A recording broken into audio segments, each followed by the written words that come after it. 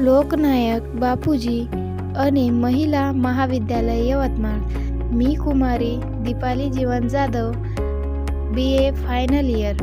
मी तुम्हाला खेळाचे महत्त्व व खेळाचे विविध प्रकार सांगणार आहे.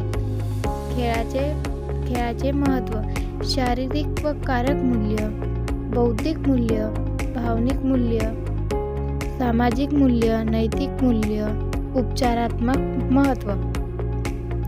खेळाचे विविध प्रकार: सामाजिक खेळ,